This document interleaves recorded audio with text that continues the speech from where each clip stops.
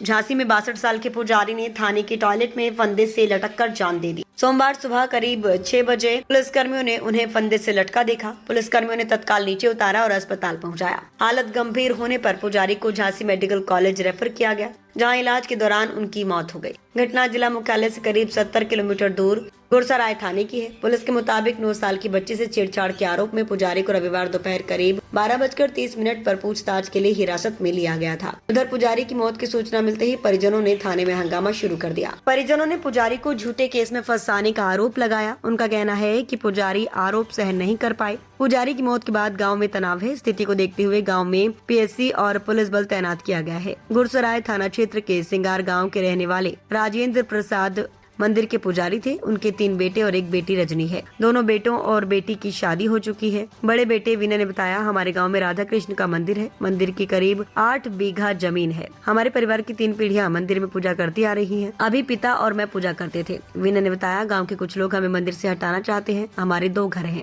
एक में हम लोग रहते हैं और दूसरे घर में जानवर बांधते हैं। वहीं बोरिंग लगी है जिससे घर में पानी आता है। रविवार सुबह करीब 8:30 बजे पिता समरसिबल पंप बंद करने गए थे। उसी समय 9 साल की बच्ची गेट पर लगे पेड़ से कनेर के फूल तोड़ रही थी। गांव के लोग भी वहां से फूल तोड़ते हैं। पिता ने उसे सिर्फ डांट दिया था। उसके बाद वे घर चली गई। पता नहीं उसने घर जाकर क्या बताया कि उसके परिवार वाले पिता पर छेड़छाड़ का आरोप लगाने लगे।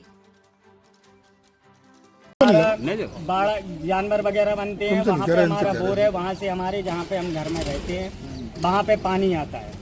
तो हमारे पिताजी पानी को बंद करने गए थे, बोर को समरसीबल को बंद करने गए थे। सुबह करीब 8:30 बजे के आसपास की बात है।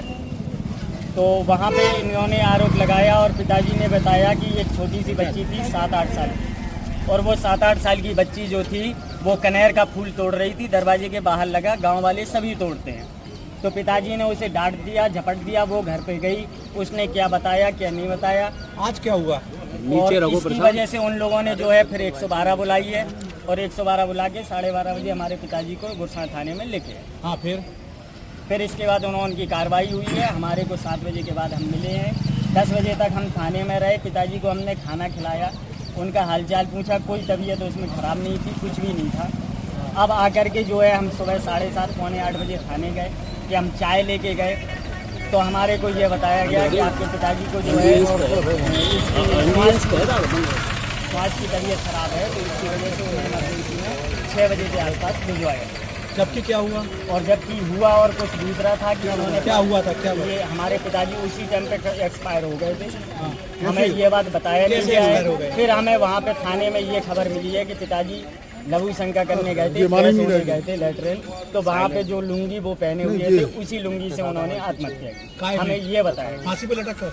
अब ये नहीं बता सकते, ये चीज हमारे को लुंगी से फांसी लगाई ना? हाँ, उन्होंने यही बताया कि लुंगी से फांसी लगाई। क्यों लगा ली? क्या है? अब ये तो जब हमारे ऊपर आरोप प्रत्यारोप बनेंगे, कोई झूठे आरोप लगेंगे तो उस चीज को हम शायद नहीं कर सकते। ये आरोप लगाया था कि ये 7 साल की बच्ची के साथ जबरदस्ती कर रहे हैं। आपने पुलिस को बताया तो होगा कि झूठा है ये पूरा मामला, तो पुलिस मानी नहीं क्या? पुलिस ये है कि पुलिस तो ये बोल रही है कि प्राथमिक उपचार जो हो जाए, पहले इसकी जांच हो जाए, इसके बाद नहीं, पहले जब मुकदमा लिखा गया, जब पिताजी को हिरासत में लिया था, हाँ, तो उस समय आप लोगों ने कहा नहीं कि पूरा मामला झूठा है? हमने पूरा बताया था, लेकिन गांव वालों का दबाव, हमारे गांव के भी कई लोग हैं, हमारे प्रधान जी लोग भी हैं, जो उन लोगों ने हमारे ऊपर इन लोगों के ऊपर थाने में पुलिस की वजह से, पुलिस की प्रताड़ना से।